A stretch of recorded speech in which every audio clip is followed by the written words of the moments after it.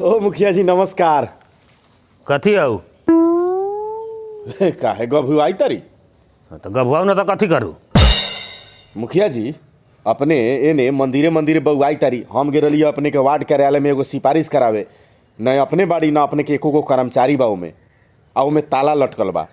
ए त का करूँ हम, ताला लटकल है त न साला एको गो बजट मिलल है सो आ न कुछ मिलल बा। त खाली वाला बैठ के कथी करूँ हमने ऑफिस में, भूखले प्यासले वाला बैठ के कथी करूँ हैं।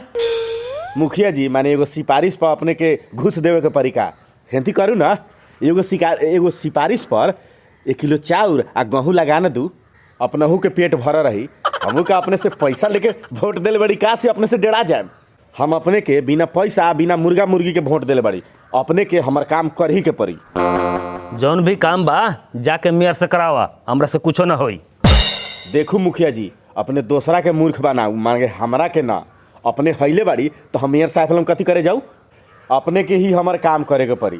ठीक बा, अपने ना रहती केनू बाहर चल गए रहती तब नु हम मेयर साहब लन जाती। अपने जब बढ़ले बाड़ी तो अपने ही केनू करे के पड़ी हमार काम। ओ मुखिया जी प्रणाम।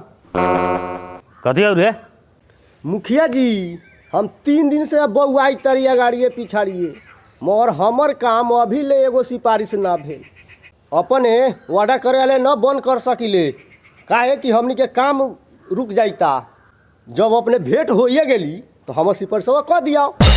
यही लंग सिफारिश होता है। मंदिर में बसवारी में चल जाता रही तो लोगों ने पिठिया के चल जाता रहा। बसवारी तो बसवारी सिफारिश करूँ, मठ में चल तो मठे में सिफारिश करूँ ना। सवेरे सवेरे चल लोगन मूड दुखा हमरा एगो हई अलगे हैरान कर ले बा, वही बेर से दिमाग चटैता आ ऊपर से तू फिर चल आला लोगन।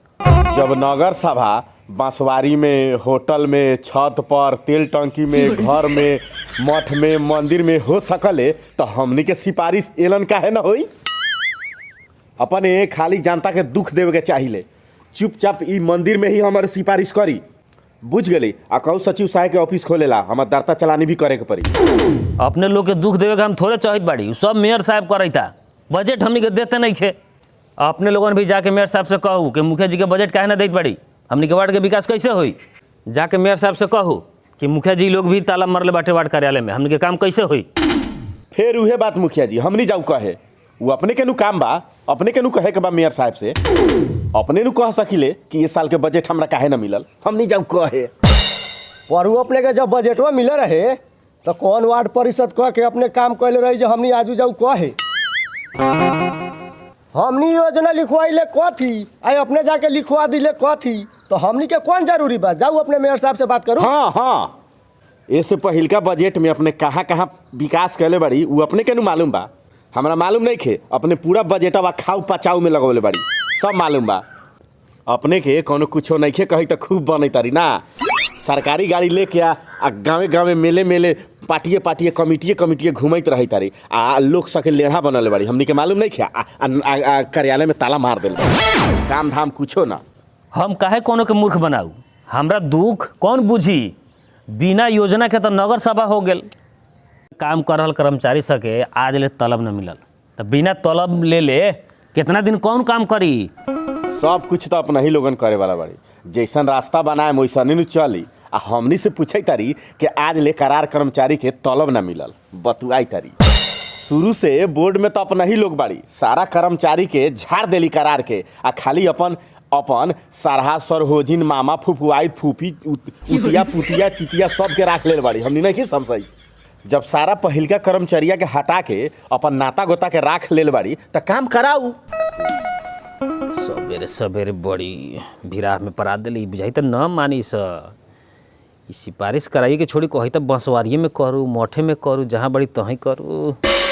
न मन बोलोगन ना, कहाँ मानम हमनी। काम न होता ही काम तो हमर करिए के अपने के जाए के पड़ी अलग से। ठीक बा, अब अपने लोगन के खाली कह दी तारी। हाँ। फिर दोसर जानता कि हम ना कराम, अपने लोगन कहम ना जहाँ काम कराई सब करे के रखा तो उतना पेरला के का जरूरी रखा। पहले ही मंगनी में बोलवैली अपनहु के बेइज्जती होला के लत। ए तोरा इज्जत ला जितली तहिए से जितना पहले इज्जत रहे नु उ सब इज्जत डाउन हो गलो। अब इज्जत उज्जत ना हो, फोन कर काम कराऊ। ठीक बा, ई मुखिया में जीतल। हाँ। गाड़ी जिंदगी में ना सुन ले होबा नु जनता से, मुखे में जीत जा, पूरा जिंदगी गाड़िए सुनते रहब। हम फोन कर लगाओ फोन लगाओ। हाँ सचिव साहब खोल दिया, 2 गोड़ा के सिफारिश कर दिया, फिर ताला मार देम।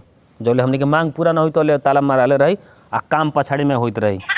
ठीक है, जाओ काम चला में। चला, चला काम हो जाई तो खोलू चाहे ना खोलू, ओकरा से का लेबे दोस्त।